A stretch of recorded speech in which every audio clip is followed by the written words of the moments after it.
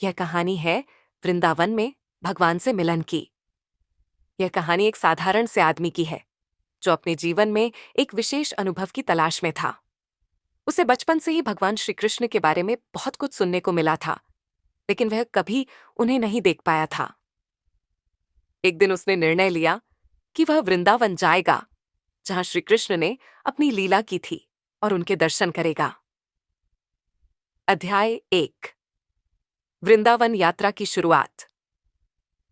एक छोटे से गांव में रहने वाला रवि नाम का युवक, जिसे बचपन से ही भगवान श्री कृष्ण के बारे में कहानियां सुनने का शौक था, एक दिन सोचने लगा कि क्यों ना मैं वृंदावन जाकर भगवान का दर्शन करूं।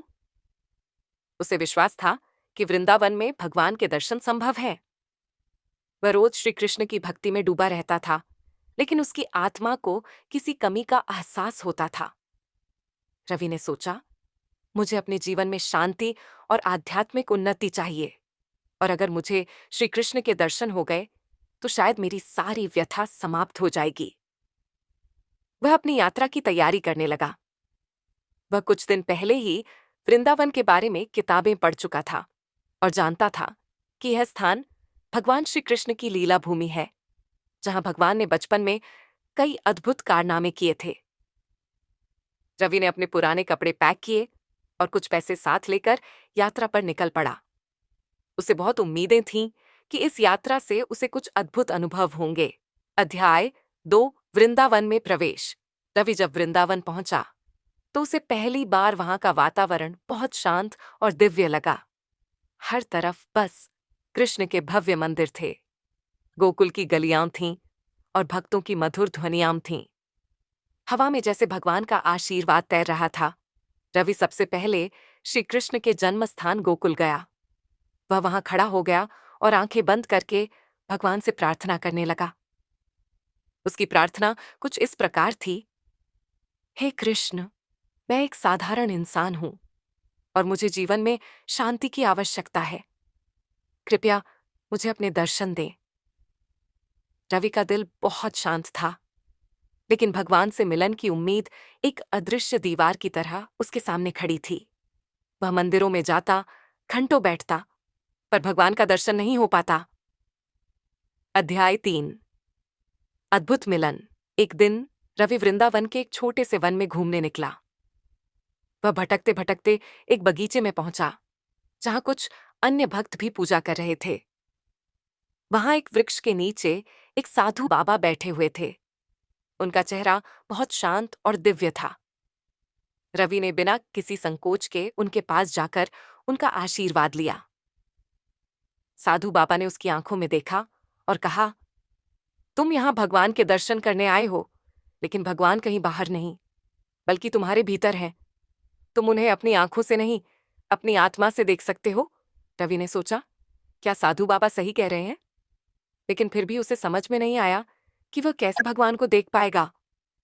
साधु बाबा ने मुस्कुराते हुए कहा, तुम्हें भगवान के दर्शन के लिए अपने मन और आत्मा को शुद्ध करना होगा। रवि ने बाबा की बातों को अपने दिल में उतार लिया और सोचा, अगर भगवान मुझे दर्शन देना चाहते हैं तो वह मुझे जरूर मिलेंगे।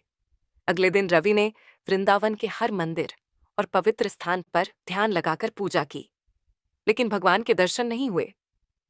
वह थकाहारा, निराश और उदास हो गया। वह सोचने लगा, क्या मैं भगवान को कभी देख पाऊंगा? अध्याय 4। भगवान का दिव्य दर्शन।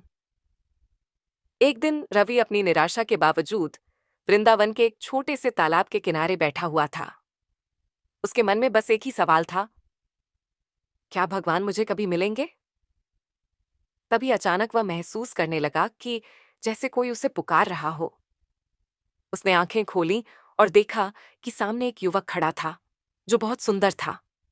उसका रूप अति आकर्षक और दिव्य था। उसकी आंखों में गहरी शांति और प्यार था। रवि ने उस युवक से पूछा, तुम कौन हो? युवक मुस्कुराते हुए बोले, मैं कृष्ण हूं। रवि को विश्वास नहीं हुआ। वह चौंकते हुए बोला, क्या आप सचमुच भगवान श्री कृष्ण हैं? कृष्ण ने सिर झुकाकर कहा, हाँ, मैं वही हूं। रवि की आंखों में आंसू थे।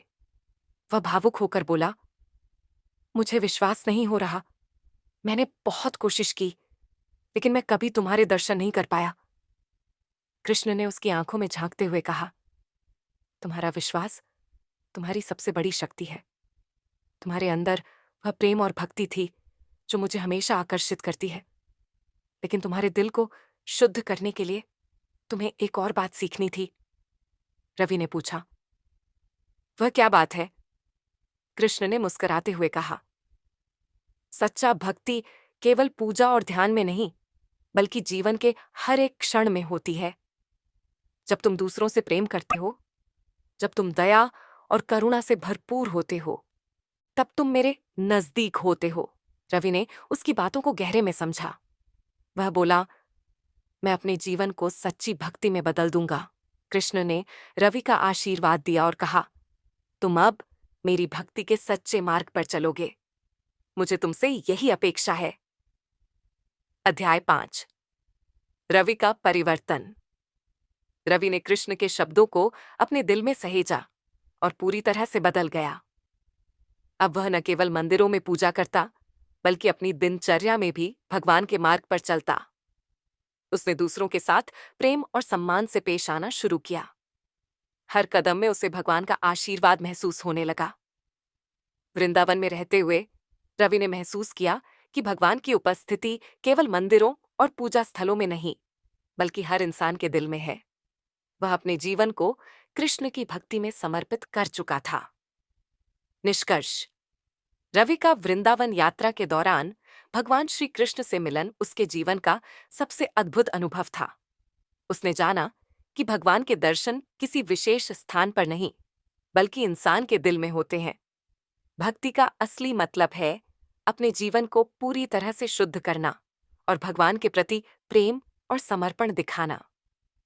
रवि अब जानता था कि भगवान के दर्शन के लिए किसी विशेष स्थान की आवश्यकता नहीं होती, बल्कि अपने दिल में भगवान के प्रेम को महसूस करना ही असली दर्शन है। यह यात्रा एक साधारण इंसान की थी, लेकिन उसके अनुभव ने उसे महान बना दिया। भगवान के दर्शन केवल आंखों से नहीं, बल्कि आत्मा से होते